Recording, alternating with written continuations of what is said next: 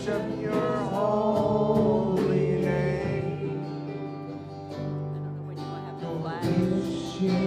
Yes, they're slow to anger. Your name is great and your heart is kind. For all your goodness and will keep on singing. 10,000 reasons for my heart to find. Bless the Lord, oh my soul, oh my soul, worship your holy name.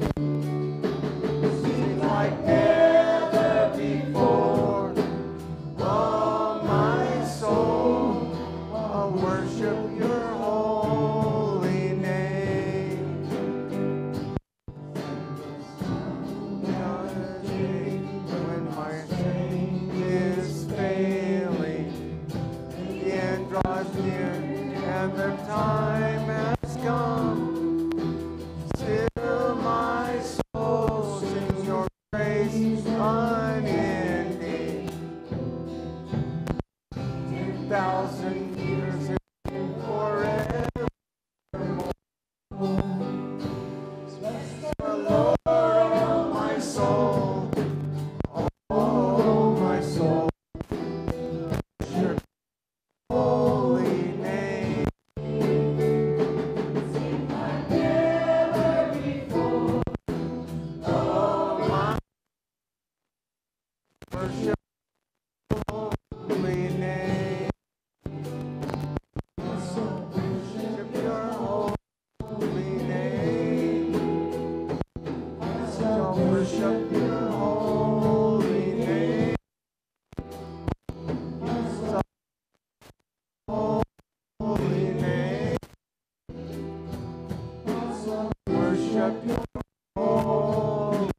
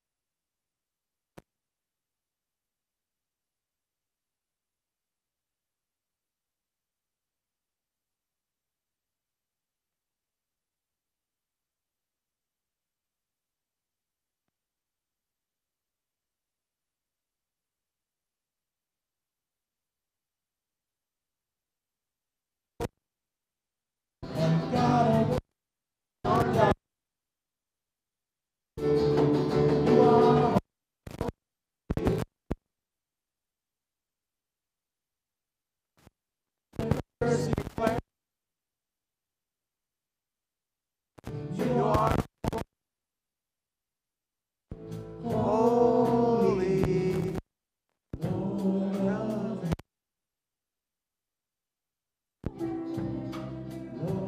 of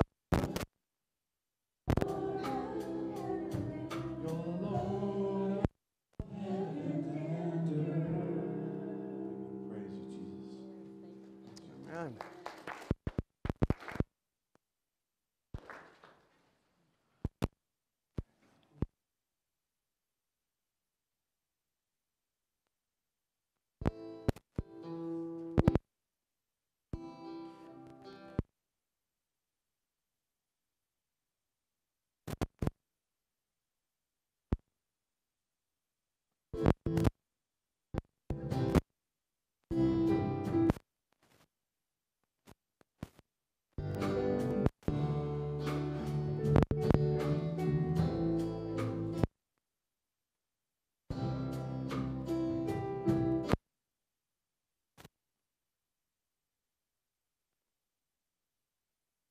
Yeah,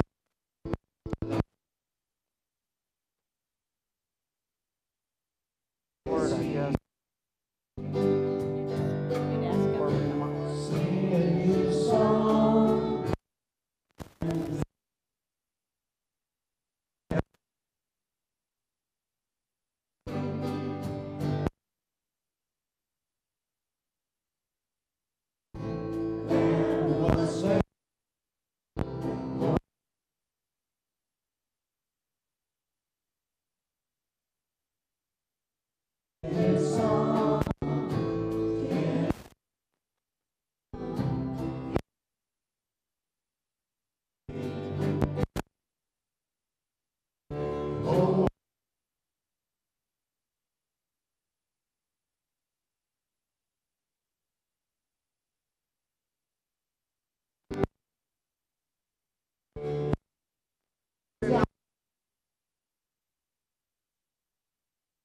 You are my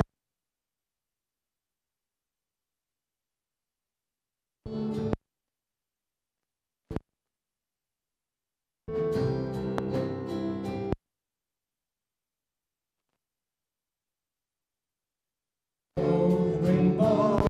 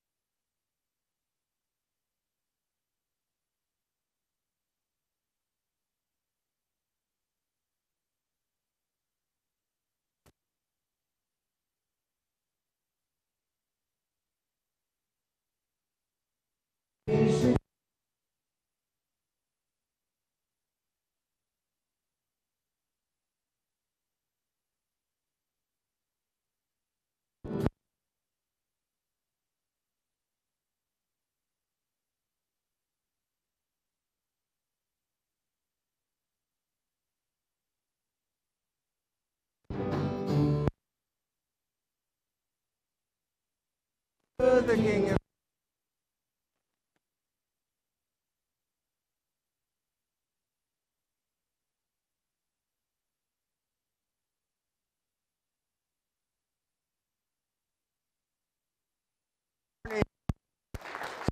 see you here. You may be seated. We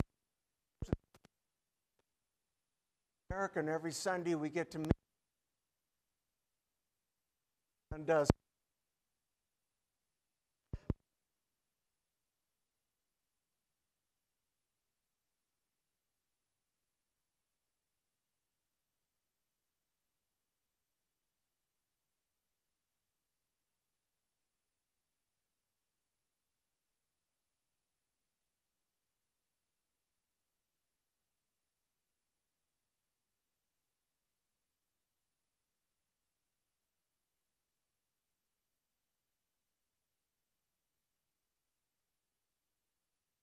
meet you today. Have you in our services?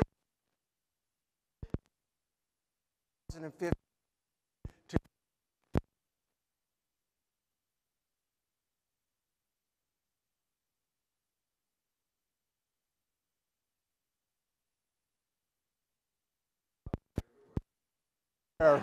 All right. It's nice to have you here today. Okay, Michael, as you leave, wife's dad, he's getting old. Lord God,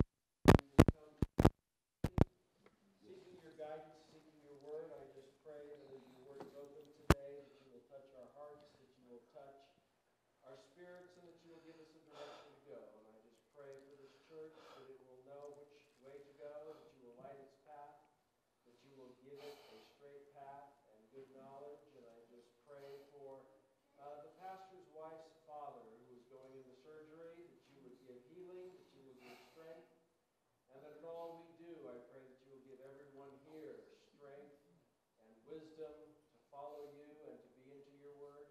For we know that there is no truth except for your word, and as the world goes down all sorts of paths, we know that we come back to the Bible, we know that there is truth, for it is your gift and your promise. So we have eternal life, and we have that to hold on to. Lord, we thank you for all of your blessings, and we thank you especially for the blessing of Jesus Christ, who came to shed his blood on the cross that we may have eternal life. Yes. And I ask all this Yes. through the most holy blood of Jesus Christ. Yes. Amen. Amen. Thank you. All right. Well, happy Memorial Day weekend, and we want to honor our troops, and thank God for those that have really sacrificed their lives for our country.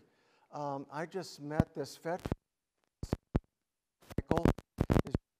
We've got Pastor Mike over here, Michael, but he was I think a medical doc in the military, Lieutenant Colonel. That is very high ranking, and I want to thank you. I want to thank you for your service. And he's working on this room upstairs, remodeling it. And you showed up, I think, through Casey, but, you know, I got to meet you last night, and it's, you know, thanks. Thank you for what you're doing, Mike. Okay? Our veterans today. If you're a veteran, would you stand? We would like to honor you. So, and then if you just stay standing, if you could tell us what branch of the service that you were in. So this is my dad. Dad, what service were you in? I was in the Air Force and also in the Coast Guard. And what war did you fight in? In World War II. Okay. All right, Dad.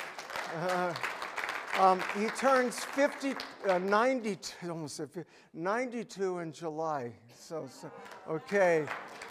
All right, and Bill, what branch of the service and what war? Navy. I was actually at the end of the All right, okay, another Navy guy. All right, I was in the Navy. All right, Michael? United States Air Force. I was in during the Cold War. All right, nice. All right, Michael, thank you. Back here. I was in the Army National Guard during Vietnam. Nice, okay. All right, and I'm going to have Gary come, and Gary is going to lead us in the pledge to the flag this morning. And so, Gary, if you could start making your way this way. Gary was in Vietnam, a great man of God. Let's all stand.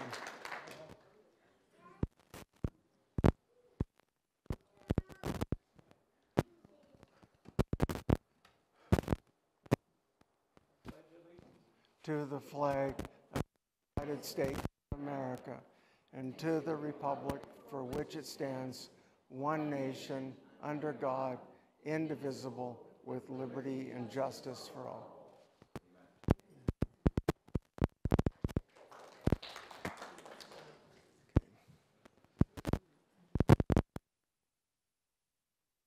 Study, if you would, guys, come. We're going through the whole and what is in each book of the Bible. I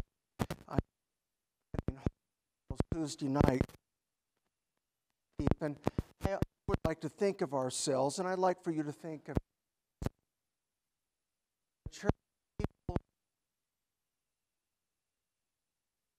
and you.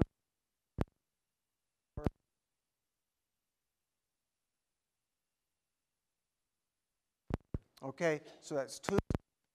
We eat 30 if you're hungry.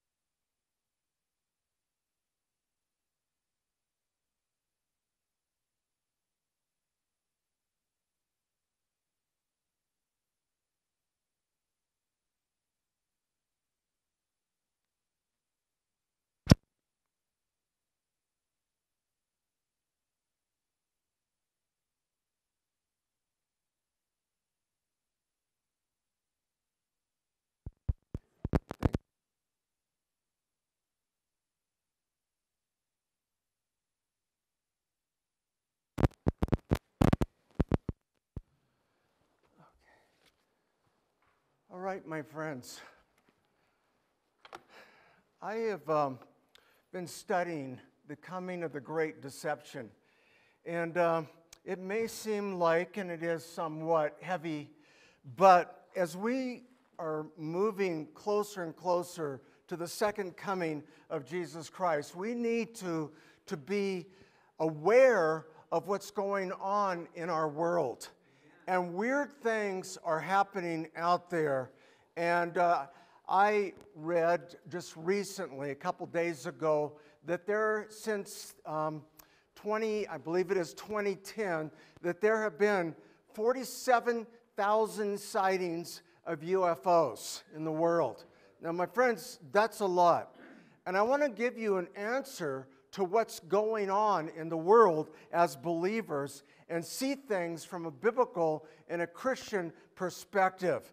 But there's coming a great deception, and there will be encounters, occultic encounters with another dimension. And these are fallen angels. But Jesus warned us in Matthew chapter 24. In verse 4, he said, "Take heed that no man deceive you. For many will come in my name, saying, I am Christ, and shall deceive many." We need to listen to what Jesus said, right?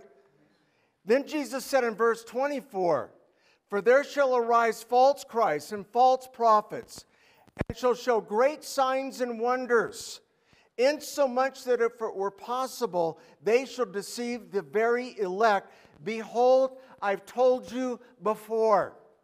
So whatever is going to happen, it's going to be signs and wonders and the miraculous, and there's going to be things that are on the horizon that are coming our way, such as the world has never, ever seen before. And Jesus is saying, "Behold, I've warned you. Behold, I have told you." We can see from Jesus himself and the apostles that the end of this church age will end with a great apostasy and a great falling away and widespread deception in the church. In 2 Timothy chapter 3, verse 1, Paul warns us about the falling away in the church. "This know also that in the last days perilous times shall come. For men should be lovers of their own selves, covetous, boasters, proud, blasphemers, disobedient to parents." Say, disobedient to parents. Wow, what a rebellious generation that's out there.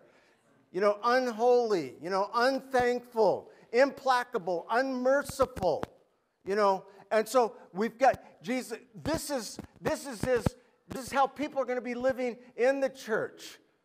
Lovers of pleasures more than lovers of God. Having a form of godliness, having a religious aura about them, claiming to be Christians, but denying the power thereof, denying the lordship of Christ over their lives.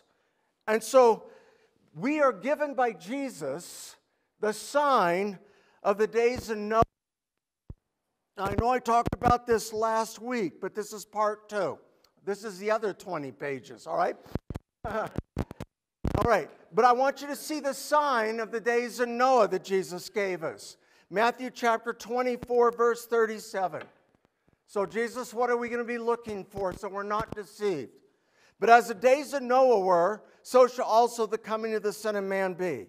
As in the days that were before the flood, they were eating, drinking, marrying, and giving in marriage until the day that Noah entered into the ark and knew not until the flood came and took them all away. So shall also the coming of the Son of Man be." It will be like in the days in the pre-flood world.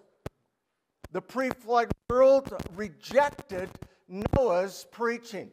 Now what we're going to be doing is we're going to correlate the New Testament with the Old Testament and doing cross-referencing, and especially in the book of 1st and 2nd Peter. Because Peter's going to talk about the days, the pre-flood world. And so we'll be going back and forth as we do this. But we know from Peter's epistle that, that Noah was a preacher of righteousness, chapter 3, verses 19 and 20.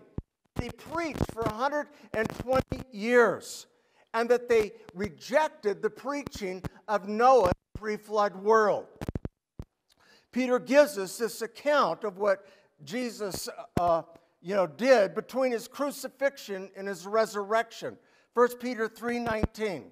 And this is what it says of Jesus, by which also he went and preached unto the spirits in prison.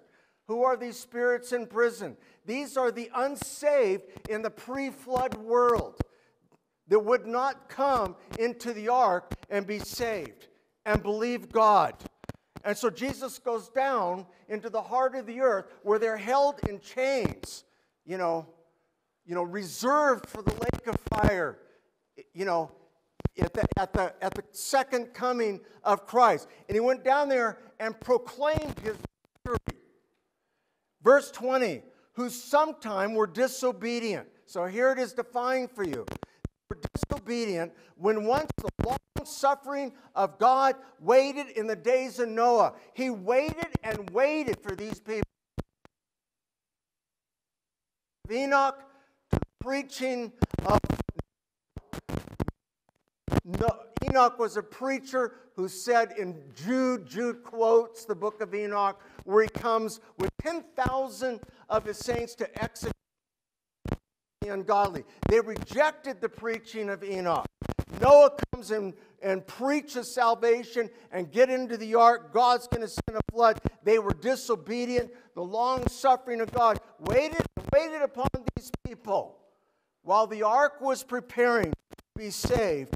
And it says, whereas few, that is 8 souls, by fire or by water. Only 8 people got onto the ark, and there were millions of people.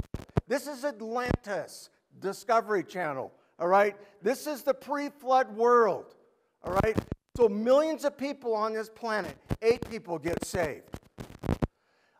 Only 8 people believe Noah's preaching out of the prophecy of millions. This is the kind of blindness that people have today to the gospel of Christ, because we have gone full circle, and now we are in the pre-flood world all over again. It's just like the days of Noah. People, they just simply are blinded to the gospel, blinded to Christ, blinded to the truth. Postmodernism and secularism has spiritually corrupted the minds of the masses with the occult. Say, with the occult. We are living in the age of Aquarius. I'm using these buzzwords because of the pre-flood world.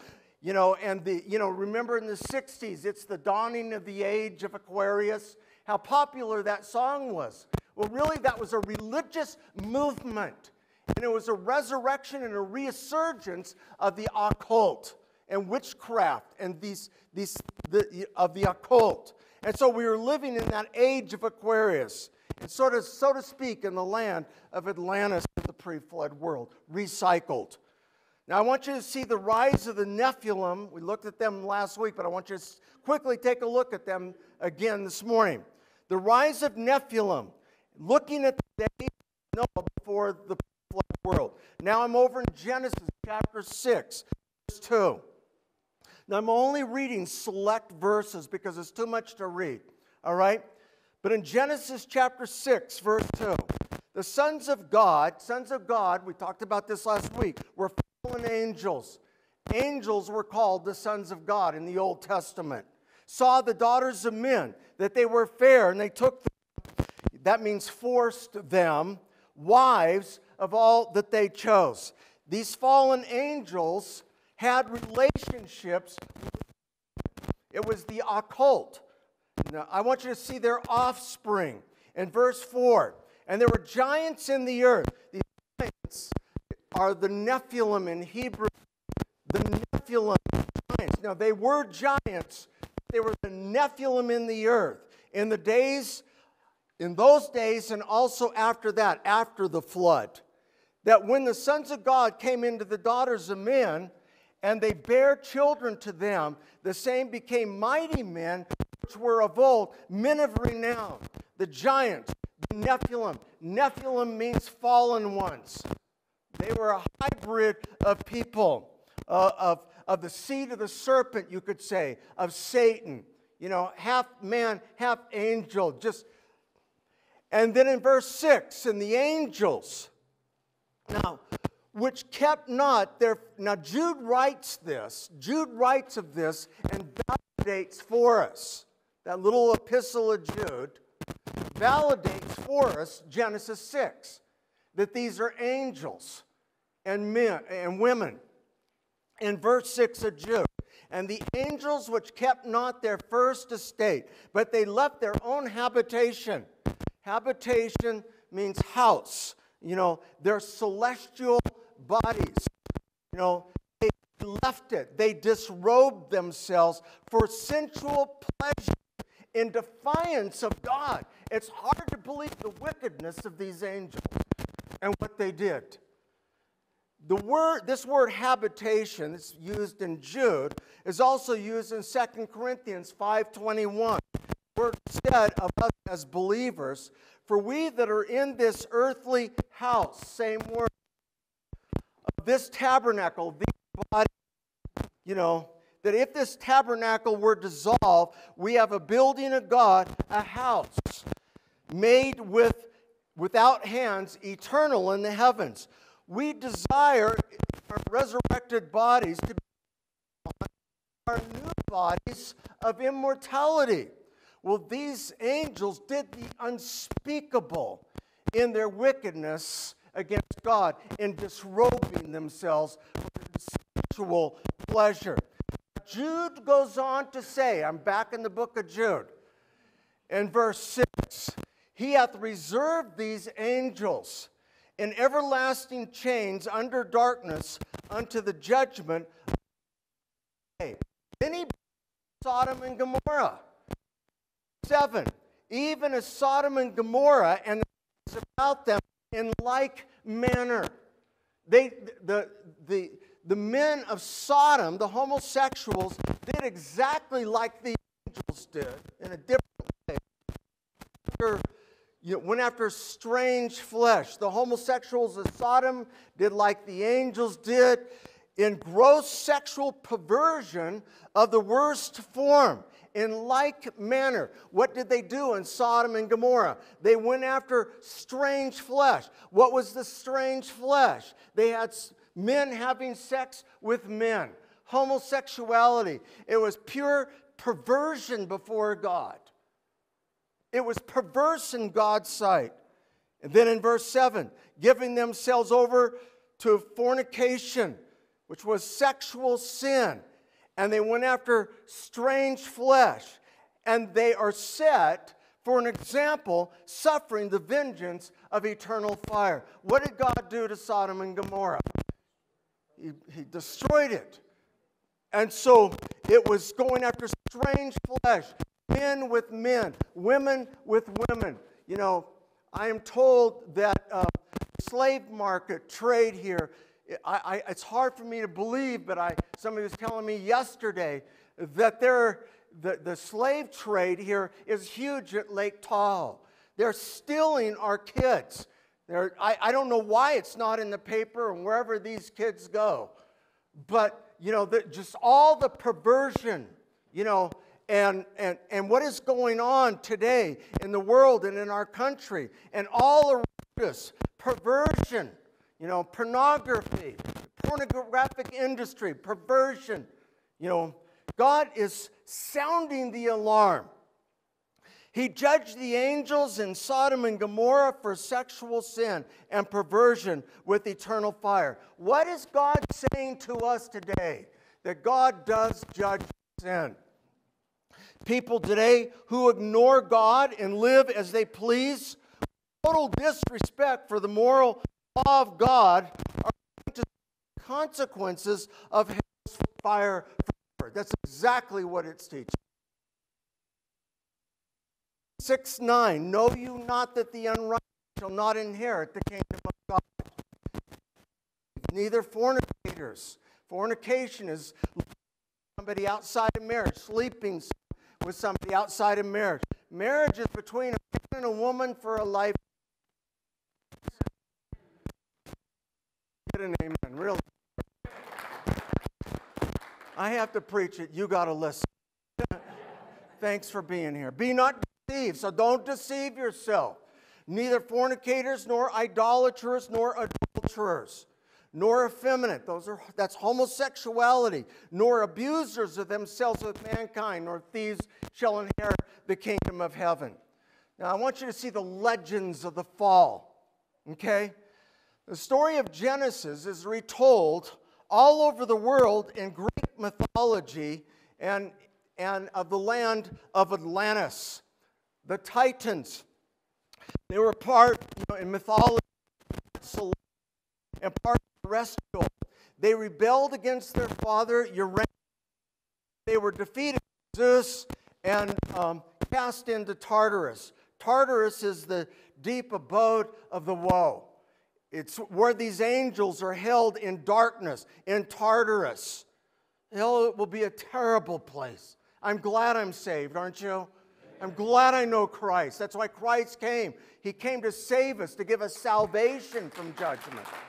Listen, my friends, you say, this is not fair, this isn't right. God's going to, listen, God sent His Son into the world to die for our sins at the cross so we could be saved. That's why He came. The legends of the ancient Greeks of the pre-flood world of Atlantis, the age of Aquarius, embody the truth found in scriptures in a distorted form. It happened. And the legends of the world tell us, and the biblical account tell us, and they are of all the cultures of the world in legends and mythologies. Offspring between angels and women, they were, if you please, the Atlas existed. Their legends are found in the ancient culture of Sumer, the great cradle civilization of the world between the Tigris and Euphrates. Probably the Garden of Eden was Syria, Galatia, Greece, Bolivia, and it's happening again today. We are living in those times, and the occult is surging, and there's a tremendous interaction between and bad. Today in UFO encounters and abduction, terrestrial visitation from other galaxies is what these pre-flood world people saw. Are you following me? They saw this. They have star people. These extraterrestrials that came from outer space, and they think are from other galaxies are fallen angels, and who today through our telescopes we're seeing. We're seeing these things out there. These are fallen angels. In the Egyptian tombs, you have on the headers flying saucers. Take a